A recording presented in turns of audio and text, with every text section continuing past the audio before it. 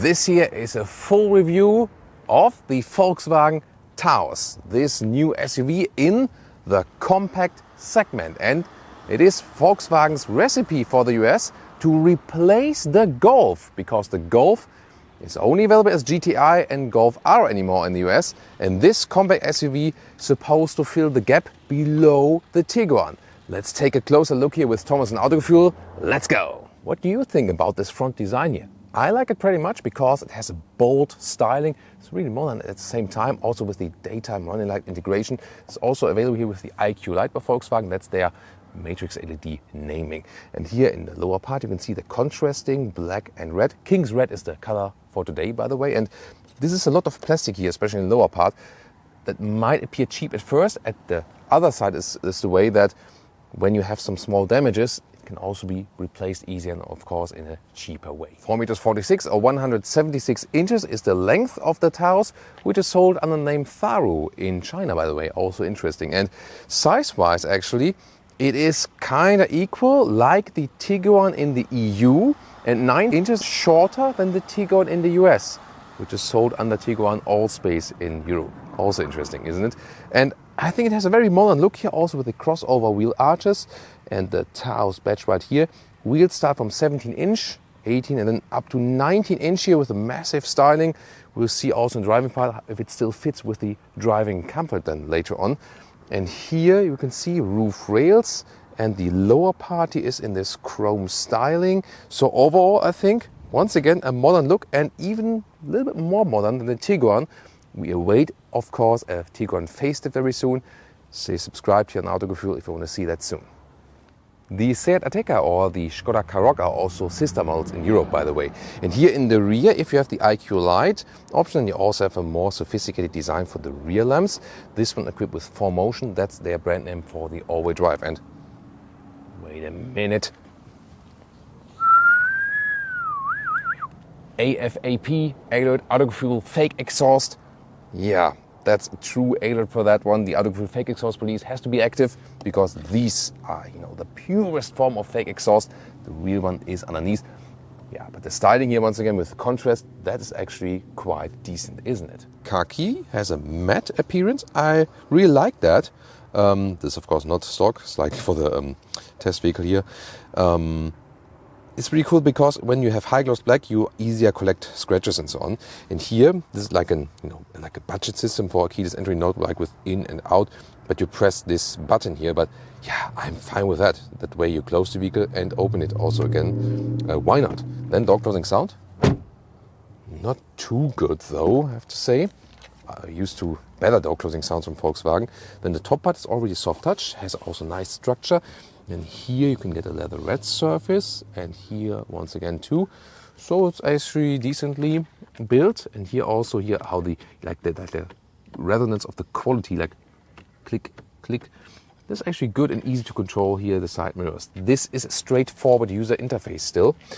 Taos entry badge, and these are the seats which have, let's see here some accentuations, nice contrast stitching. So it's very good that you're being held tight. As for the material setup, this is animal skin in the SEL trim. However, you can also get cloth seats with some leatherette, they call it Cloud Tex, some leatherette applications. For example, also in the SE trim. So the lower trims then offer the more comfortable seats, because here the animal skin surface is a little bit stiffer, therefore also a little bit less comfortable. But the seat ergonomics is excellent because, it's not a large SUV, but you have a very good seating position, even for tall people like me. Leaves a lot of headroom, and again, it's very good ergonomics in seating. And here, steering wheel in and out, up and down, you can very well find a good seating position. You don't need more SUV indeed. Interior overview, very clean and straightforward. Not the only generation of Volkswagen interiors, but I prefer this one here. This is the interior generation where the VW interiors were still really good. Why? I'm going to tell you right now. First of all, it's like this is leather red application here, also with the contrast stitching. That is, more premium atmosphere. And here also not high gloss black, but more this gray. That's also a nicer touch. The infotainment, it starts with 6.5 or optional, or in higher trims it's 8 inch like here, but you still have a manual volume knob and a manual tune knob. For example, you can also, when you use the car internal GPS, Then you can zoom in and out with that. But here, let's take a close look. This is like the different clock views. Actually quite interesting. So when you have the car internal GPS, let's see. There we go. Then you can use this one here as zooming in and out. That's of course a handy thing.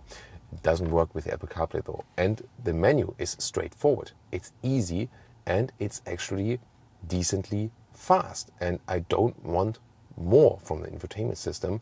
It's just supposed to work. And most of the time, most of us, we just connect to Android Auto, Apple CarPlay anyway. And then we have this one here actually. And this is totally fine for me. And it is working. It does not have the software problems like all new Volkswagen generations. So I would prefer this indeed. And indeed, this is the Volkswagen interior generation we all loved. Real buttons for the steering wheel heating, for example, and also for the sound here, the volume on the left, for the cruise control. And VW is now realizing that this was better than the all-new solutions, and they will bring back the buttons. They have confirmed that. So our hashtag capacitive BS, this hashtag has helped for that. Well done, everyone here. Then the digital instruments. This is also very interesting. Well, you can also get the map from the central screen here in the middle part, or then go all the way like this. But this only works for the car internal map. And it's now there, but then it's not in the central part anymore. And as soon as I, switch it back again, then it's disappearing here. So yeah, and most of the time you will use the Apple CarPlay, Android Auto, and that's it. Here, by the way, the MPG figure, that's one catch of this vehicle. It could be better. So for a small SUV, it's not that efficient. As for the view, I rather prefer this classic view where you have the round dials style. And then, for example, you have like a consumption overview in the middle. Manual climate dials here for temperature and also for the vent strength. And I can control them blindfolded basically while driving. That's what I want, what I need indeed. That's just awesome. Why temperature sliders when you can have this one? And also here, seat heating and also seat cooling, and also so easy to control. Then in the front, 2 USB-C chargers, but also inductive charging. Apple CarPlay, Android Auto is wireless and wired, possible both you can. Then it's actually a quite attractive shifting lever. This is the drive mode then, or pull it backward for sports driving mode, for turning up the RPMs. It has a really good feeling to it. And then here, this is the drive mode selector, like for off-road mode. Has to do with the overdrive distribution and so on, or click it on the inside for the street driving modes, for example, for the sport mode. Then we have adaptive cup holders, like here, and it's also very well built as for the build quality, and they really hold bottles and so on really tight then. And here, the armrest, nice leatherette cover, and it's also very well attached. It doesn't wobble left and right. That's, for example, better than with Toyota. It doesn't wobble left and right that much. And on the inside, some more space. So it's even goes, yeah, it's actually enough, I would say. Rear seating, let's take a look right here. Inside of the doors is hard pack materials, but again, consider the pricing, which is rather low, then rather soft leatherette right here. Looks like quite some nice space. And what's interesting here, the ISOFIX cover for the child seats, you can just push them in like this, and then you can install them and later on push them back again. It's an interesting idea for sure. Let's take a look at the legroom. This seat is, as I would be driving, as a tall person, and you see it's good legroom offering indeed. So it's not a very long vehicle, but there's plenty of legroom left, and it's a very comfortable seating position here. And also here with 189 or 6'2", there's some headroom left. So very well usable. It's really making a lot of the exterior length, transporting it to the interior space. That's really cool. And it's really decent comfort. You cannot adjust here the back part. It's either folding flat or nothing. But the angle is fine. Actually, I'm surprised how comfortable it is actually.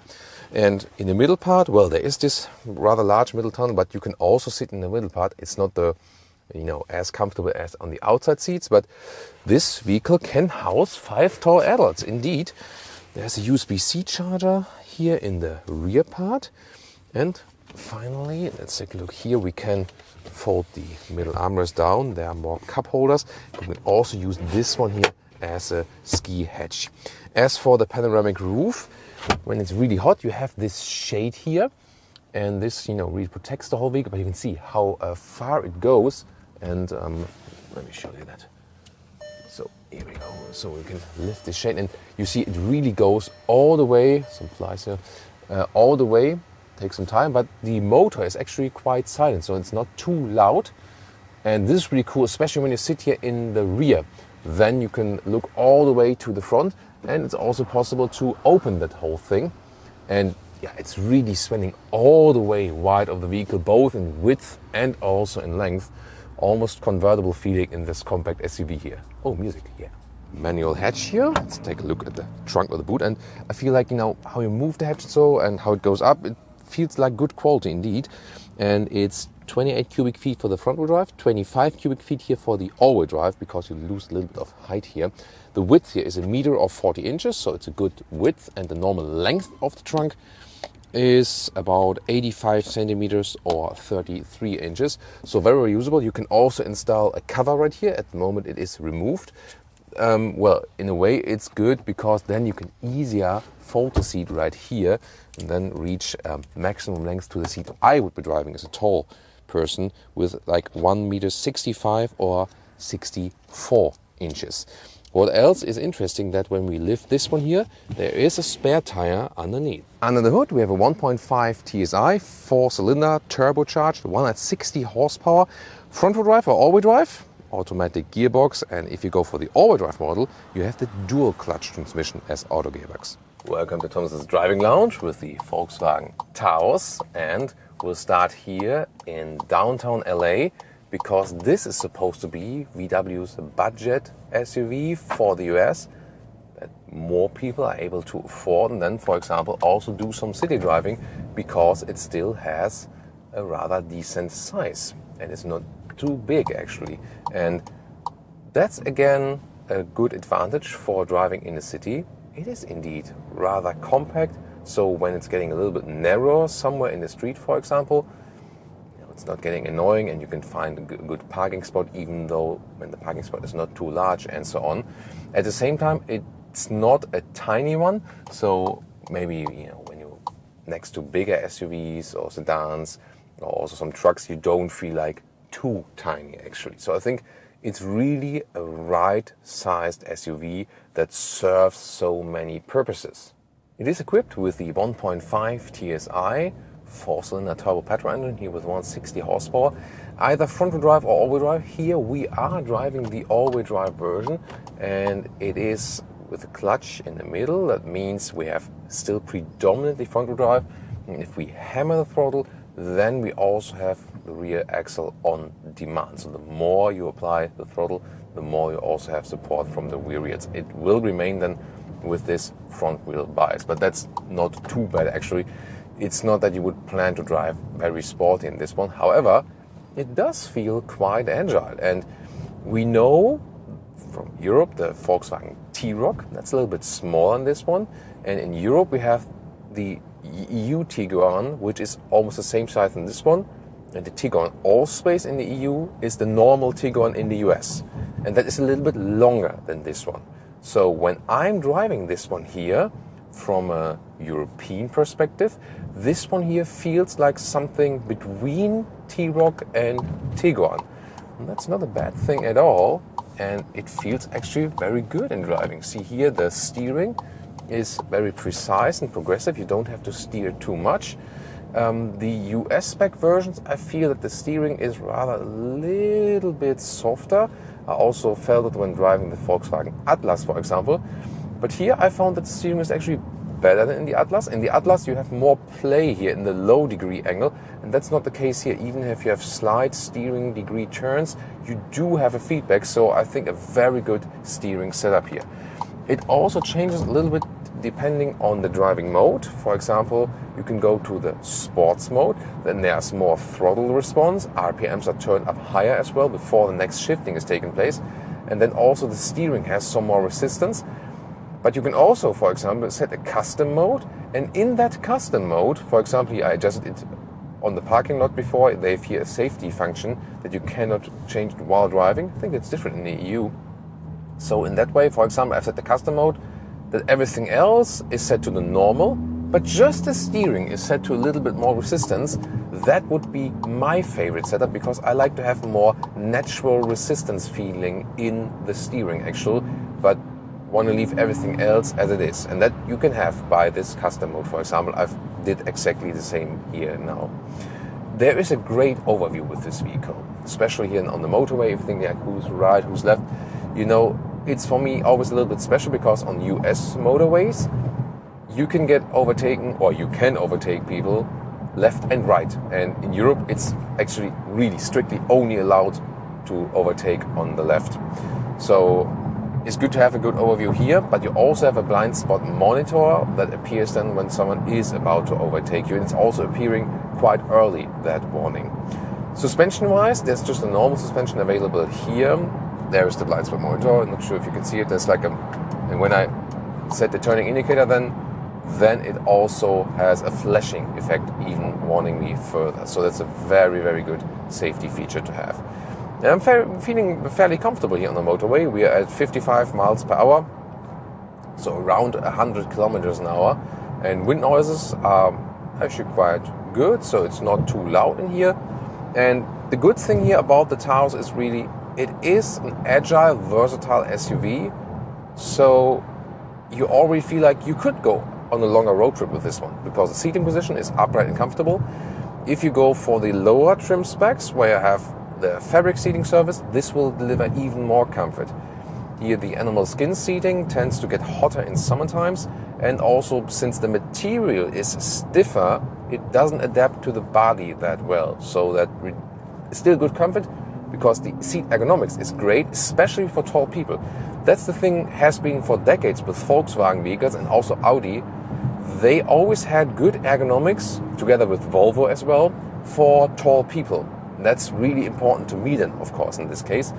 And the comfort, seating comfort while driving is even better when you have then the fabric seats. So you can save money, go for the lower trim versions, and have even more comfort. So it is a good vehicle here for the motorway. At the same time, it is also a good vehicle actually for winding corners. We will also do that very soon. Check out more about that, also steering, agile driving, and so on. But this is to me really the special thing about this vehicle, and it's the same also with the EU Tiguan. Well, in a way also with the US Tiguan, because it is slightly longer, and you can also have this 7-seater option in the Tiguan, or Tiguan Allspace as we call it in the EU then. But they both drive kind of similar, so not a large difference. The Tiguan you would rather pick if you want a little bit more space, or that 7-seater option that you have that, you know, just when you need it actually. And this one here, when you want to save money, and we have to go off here. So this one here, when you want to save money and don't need the space actually. But to me, this all feels really fine here. Also getting off the motorway, it is actually a very fun ride, and to me is really crucial, because we're all car enthusiasts here watching our program, but not everyone can or wants to spend so much money on a vehicle. And that's why I love vehicles that are kind of affordable, at the same time deliver driving fun, and you have basically everything you need, you know, and you have no features like, oh my God, really? Some cars do have that, you know, and that's why I love also vehicles like, you know, Honda HR-V or Honda CR-V or Honda Civic or like here the VW Taos. They are everyday driving vehicles which are fun to drive without spending too much money on, and they already deliver you all you need. That's really cool. And to me, crucial thing is really the steering feeling. It really gives you a great natural connection to the vehicle. Here now, speed hump. Yeah, the suspension is actually fine, you know. So we also have the rather bigger wheels for this vehicle here but they also do a good job. They're of course beautiful visually. If you go for the smaller wheels, you will have a little bit more dampening covered from the tire, but both will work fine. Screen size is also large enough for me here. That's fine. I have my my Google Maps here connected. You could also use the car internal GPS, but Google Maps or Android Auto or Apple CarPlay, they also just deliver you a better connection. Here now, acceleration. Plop, that was like a 0 to 40 miles an hour acceleration. It's not the most powerful engine. It also, you know, you could feel that the engine is working actually, but it's fine, you know. When you do like the 0-2 start, okay, it's working a little bit, but it's still fine. And this was also the normal mode. We can also, at the next chance, put it to sport mode and see how about difference there. That in the sport mode, the RPMs will just be turned up higher and the shifting will be later, so the acceleration will be a little bit quicker. But it's also the right sized engine for this vehicle. It's powerful enough.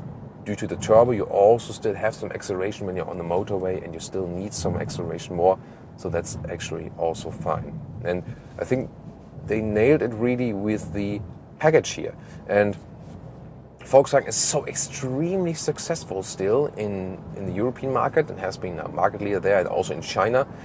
But in the US, they have been struggling with sales, especially in the past years.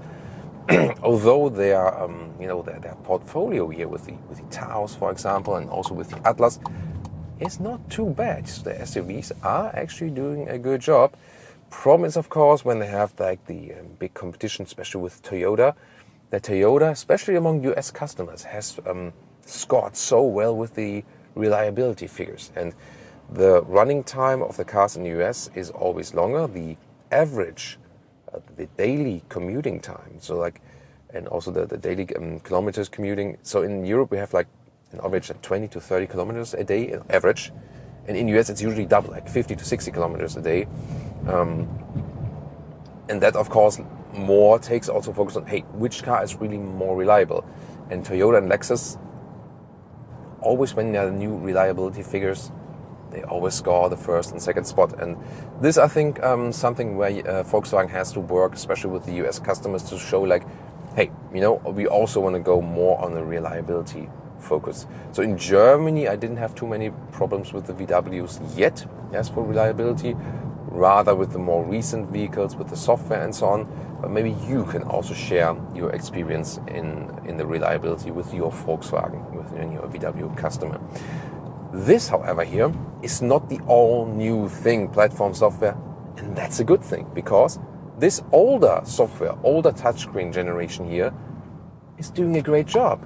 You know, it doesn't have the biggest size, it doesn't do some fancy things, but at the same time, it also doesn't do some faults while driving, and that's fine. That's all I need here, this screen and my smartphone mirroring, and this is then indeed a reliable screen mirroring. When I go to the sport mode here, by the way, once again, it really changes how the vehicle is approaching things. So when you're driving really slowly, you don't really feel a big difference or something. But when you hammer the throttle then the difference becomes obvious. Now let's see. That was like 10 to 35, and you heard there was no shifting at all in this case. Here, it's keeping the RPM. This is then the sport mode, and you have a little bit more feedback. Yeah, of course, it won't be the sportiest vehicle overall, but once again, keeping the price in mind. And I think that's the important thing with this vehicle. We can also think about an adaptive suspension. That would be more one thing that could increase the ride here, the riding comfort. But then again, that would also boost the price. So I can understand this product policy then in this case. And some more nice cornering here. This is where this vehicle is really a lot of fun. It has really very nice and fun handling. Of course, uphill it's not so powerful as for the engine. Yeah, but it's actually totally fine, I would say. Yeah, also when you have like a stop sign uphill, for what reason there's a stop sign here, I don't know. And you might ask yourself, okay, the price is really nice and so on, what's the catch? And our final test consumption for today, 27 mpg US, that's like 32 mpg UK. That's some 9 liters on 100 kilometers. And that's just too much for a car of that size. Better in the fuel economy is the Toyota Corolla Cross, or if you want to take a look at the bigger sister model here, the VW Tiguan.